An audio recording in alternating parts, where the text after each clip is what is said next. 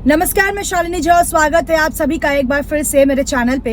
इन दिनों जिस तरीके से हिंदू मुस्लिम विवाद बढ़ता जा रहा है, कहीं ना कहीं अब ये तस्वीर भयानक रूप ले रही है, या यूं कहे कि आने वाले वक्त में इसका जो असर है वो भारत देश में काफी ज्यादा गहरा पड़ने वाला है।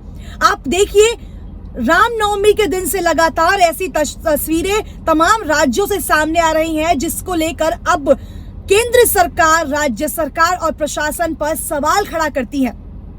रामनवमी के दिन हमने देखा कि किस तरीके से गुजरात, पश्चिम बंगाल, मध्य प्रदेश, बिहार और दिल्ली में ऐसी तस्वीरें सामने आई हैं जहां पर मुस्लिम धर्म को पूरी तरीके से टारगेट किया जा रहा था, उन्हें नीचा दिखाया जा रहा था। तमाम तस्वीरें ऐसे भी आ रही थी जहां पर रामनवमी के दिन मुस्लिम लोगों ने भी पथराव किया है, ऐसी तस्वीरें भी सामने आई हैं। लेकिन बार बार जो तस्वीरें सामने आ रही है उसमें ये बिल्कुल सामने निकल कर आ रहा है कि कुछ उग्रवादी, मानववादी सोच, हिंदुत्व को गिराने वाले लोग बार बार मुस्लिमों को नीचा दिखाने की पूरी कोशिश में लगे हुए हैं।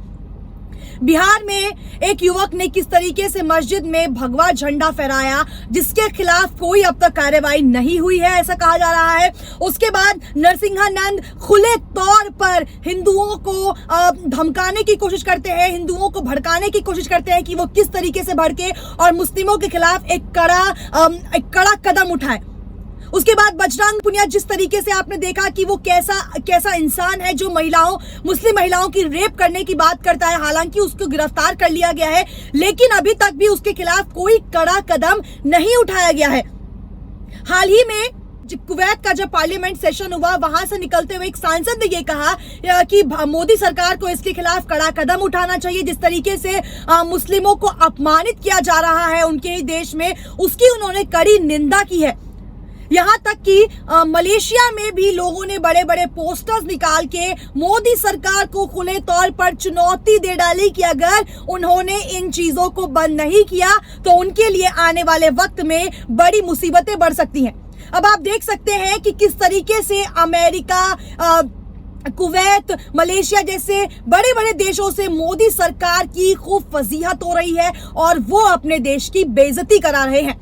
अमेरिका ने भी ह्यूमन राइट्स, मानवाधिकार को लेकर भारत पर कड़ा सवाल उठाया है, कहा है कि भारत में मानवाधिकार का बार बार उल्लंघन हो रहा है। यानी अब अमेरिका जैसा पावरफुल देश, जिसे प्रधानमंत्री मोदी बार बार अपने चक्कर काटते रहते हैं, हर महीने आपको दिख जाएंगे अमेरिका जाते हैं, वहां से भी उनकी फजीहत हुई है और पूरी तरीके से ह्यूमन राइट्स पर अब अमेरिका ने भी अपना कड़ा संदेश जारी किया है। इसके बाद कनाडा के एक नेता हैं, उन्होंने भी मोदी सरकार को आड़े हाथों लिया है और अब उन पर सवाल खड़ा किया है। साथ बीबीसी की एक खबर पहले मैं आप लोगों के साथ शेयर कर दूं, और मैं जगजीत सिंह है जो कनाडा के नेता है, उन्होंने क्या कुछ ट्वीट करके लिखा है वो मैं आप सभी के साथ पढ़कर शेयर करती हूँ। वो ट्वीट करके लिखते हैं, भारत में मुस्लिमों को निशाना बनाकर हो रही हिंसा की तस्वीरें, वीडियो देखकर मैं बेहद चिंतित हूँ।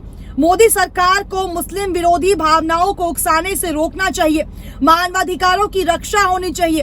कनाडा को दुनिया भर में शांति के लिए अपनी मजबूत भूमिका निभानी चाहिए। देखा आपने, जिस तरीके से बड़े बड़े देशों से अब प्रतिक्रियाएं आ रही हैं, वो अपने आप में ही एक बड़ी बात है, क्योंकि ह्यूमन राइट्स का उल्लंघन तो हमारे देश में हो ही रहा है। हाथरस कांड, कौन भूल सकता है उस कांड को, जब रातों रात एक बेटी को उसके माँ बाप की अनुमति के बगैर जला दिया जाता है। मानवाधिकार यहां खत्म हुआ। जब एक इंसान मोदी सरकार के खिलाफ आवाज उठाता है, उसके ऊपर यूएपीए की धारणा लगाकर पुलिस उसे बेफिजूलियत में जेल में डाल देती है। नरसिंहानंद का जब विरोधी बयान वहां पर कुछ पत्रकार कवर करने जाते हैं तो उन्हें पुलिस जबरन जेल में डाल देती है। त्रिपुरा में भीड़ मुस्लिम युवक को शिकार बनाती है और उसके खिलाफ मॉब लिंचिंग करती है। या बिहार में हम यूं कहें कि उन्हें खुली तौर पर यह छूट मिली है कि आप जाइए आप उन मुस्लिम जगहों पर जहां पर अजान हो रही हो, उनकी अजान को आप पूरी तरीके से बाधित कीजिए, उन्हें परेशान कीजिए। क्या सही है ये?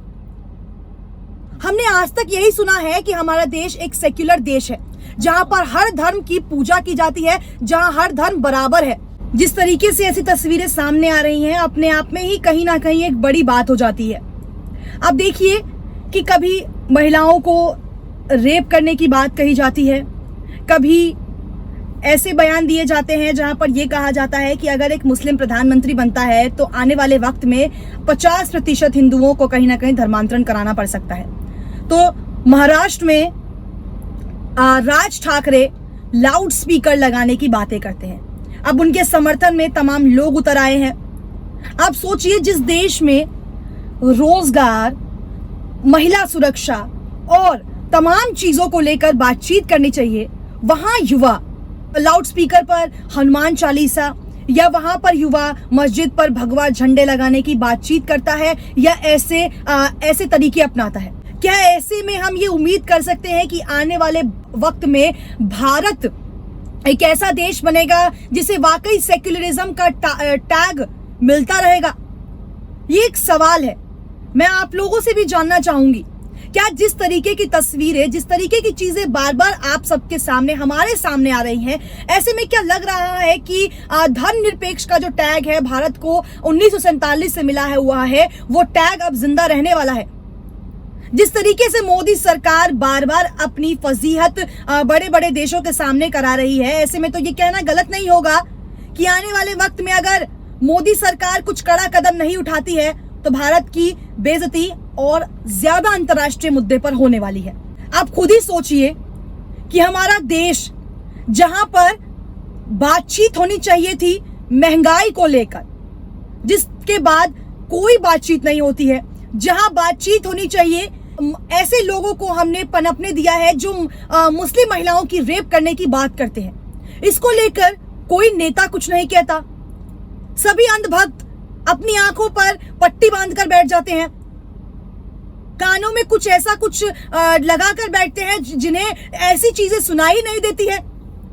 चलिए, आपको माना आपको नहीं पसंद कोई एक धर्म, तो क्या उस धर्म की महिलाओं के खिलाफ आप ऐसे अपमानजनक बयान देंगे?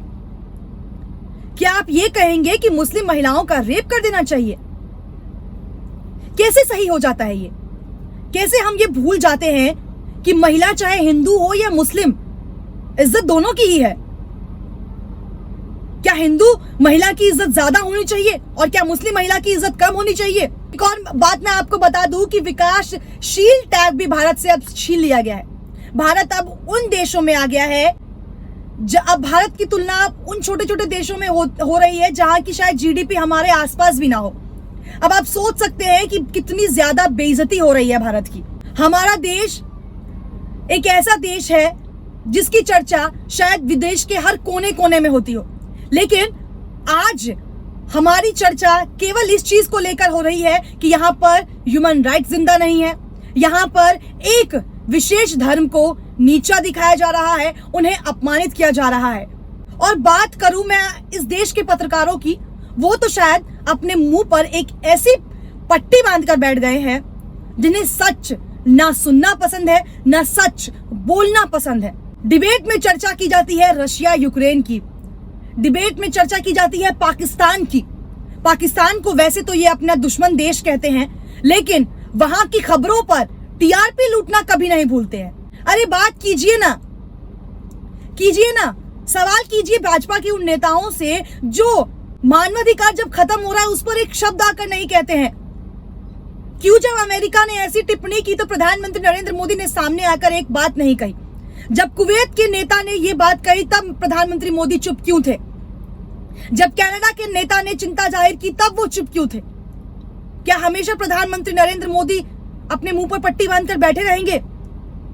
सवाल मेरा प्रधानमंत्री जी आपसे इतना ही है कि पैसा म्यूजियम बनाने पर खर्च मत कीजिए।